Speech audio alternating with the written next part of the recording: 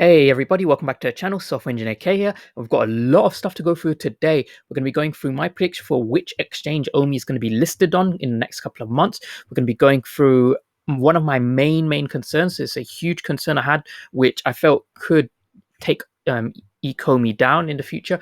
But after doing a bit more research, I have had a lot more reassurance. So I just want to share with you what my concern was and why I have now kind of changed my stance.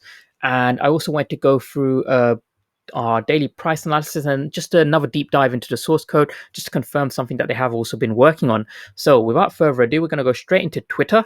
Now, they have expressed that they are working on the marketplace over the weekend as well. And I just wanted to touch on this because a lot of people, they kind of just read this and, the sense of entitlement just takes over. I mean, the developers, they worked round the clock 24/7 to make sure that you guys got a really good drop for Ultraman, and then they carried on working around the clock afterwards to sort out the auction issues. And they're working over the weekend, and I'm going to say this straight up: any project where they have a team this dedicated, it will succeed, and there aren't many projects like that. If I was a developer on this team, I mean, you guys would probably still be in phase one of beta. These guys, or well, I don't know if they are human. Actually, they're probably machines. They work round the clock. So kudos to them. Now, with regards to exchanges, exchange I believe it's going to be listed in the next 2 months is KuCoin for a couple of reasons. So KuCoin, they are an exchange that's quite well renowned for listing exotic coins or coins that you don't find trading on the mainstream exchanges. And we know that OMI right now it's only trading on exchanges that are quite difficult for anyone who's new to crypto to use. And they're also known for listing a lot of cryptocurrencies that are originating in Asia. So we know that Ecomi is a Singaporean-based company, so that kind of does fit the profile.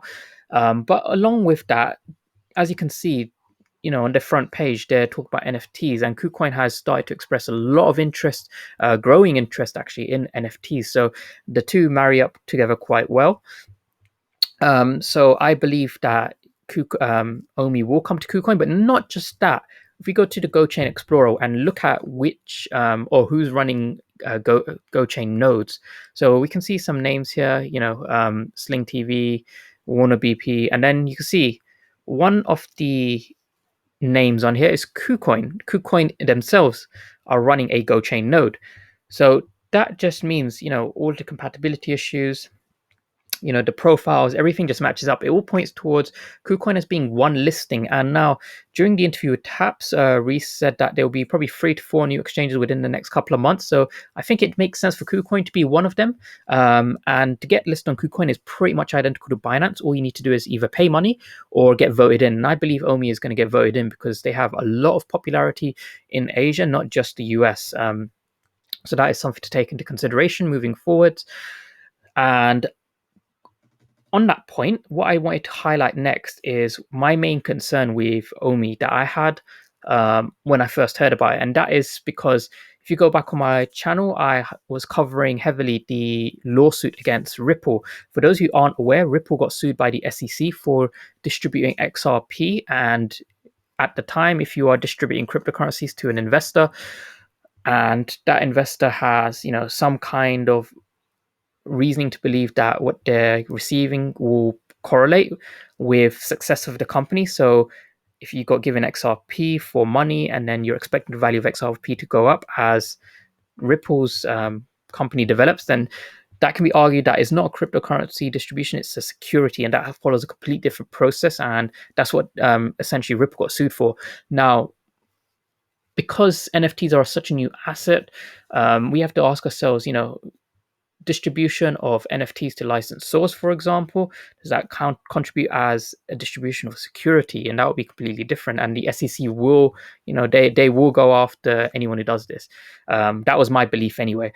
And along with that, any distribution of OMI tokens as well to any investors, that would count as a security, not a cryptocurrency. So that was my main concern. And I was under the impression that after the SEC is done with Ripple, they are going to be hunting down, all the other next top projects. And as Ecomi starts to get more into the spotlight, the SEC will well, could make them a target. And we saw what happened with Ripple when the lawsuit was announced. The price of Ripple, dropped by about 90%, and that would absolutely devastate OMI investors, OMI retail investors. Now, I had a look on their LinkedIn. I was looking at who works for them, kind of their background and stuff. So this is something important to take into consideration. Now, as I was scrolling through, one name came up. So Paul Adams, and I had a look into his profile. CEO of Everedge Global, and let's just have a look at his profile. So since embarking upon his technology commercialization early in the career in the 1990s, Paul has worked with some of the world's leading technology companies. He is renowned for his extensive understanding of intellectual property strategy, as well as being a keen advocate for the concept that intangible assets are fundamental to corporate performance.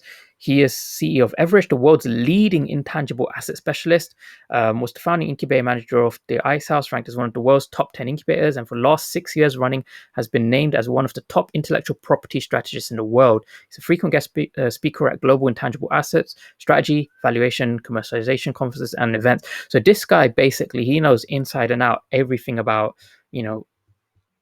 the legalities around distribution of intangible assets, specifically, NFTs. Um, and I believe crypto would also fall in there. So I believe he has advised OMI in ways to protect themselves, because that is pretty much what he does. And I believe that the fact that they have someone on board like this to advise them at such an early stage to protect themselves from, I mean, this is one other thing. Ecomi, being a Singaporean-based company, they have a lot more protection versus companies like Ripple, which are based in the US. They're easier targets for the SEC, which has jurisdiction within the US. So at worst, if the SEC did decide to come after OMI for whatever reason, the worst case scenario we might see is maybe some suspensions in their listings in US-based exchanges, which would only hurt the US market really. So I'm based in the UK. I'm fine with that. Or actually, I'm not fine with people in the US missing out, but you guys know what I mean. So yeah, that's something that really helped reassure me and just made me realize OMI is they're taking every step, every precaution to make themselves bulletproof, and doing so, it just makes me want to buy more OMI. So on the point of buying OMI, let's just I did also want to touch upon quick analysis on a bit of the source code. So they said that they have 2FA. They're also bringing in pin codes and biometrics. And I can see here that they have actually already got the code for biometrics within their source code. And I had a look through it. And one other slight concern of mine, which Ecomi is addressing, is I believe they must have had quite a lot of contracted developers to work on this.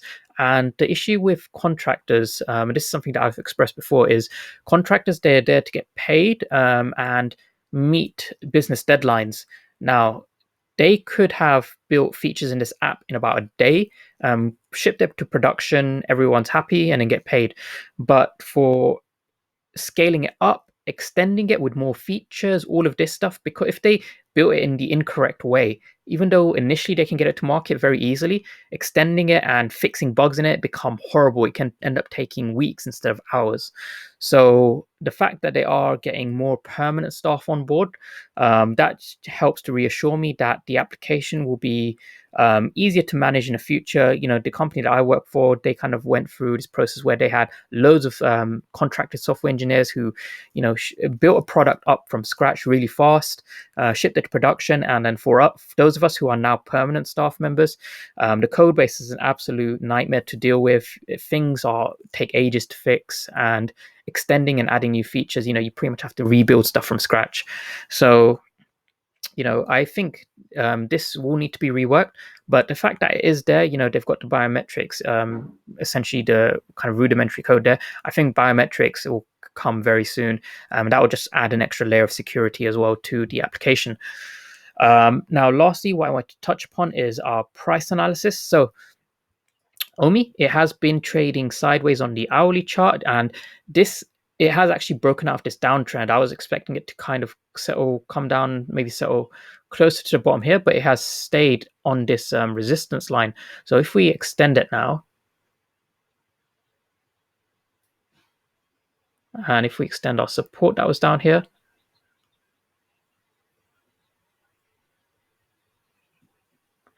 Okay, so we can see that there are multiple touches on this resistance line. That is good. That means we are awaiting a breakout to the upside. So I think what is going to happen is we will probably still continue trading sideways for a bit. The market is closed. Actually, this is a very good sign because the market is closed on the weekend. I've seen on weekends normally the price of OMI dips a bit, but it has stayed relatively stable. So I believe we're now building up some very strong support around this zero point 0.6 cent range. So I think what is going to happen next week is we are going to be in a good position to push upwards, possibly up to 0.66, between 0.66 and zero point 0.7, around that range next week.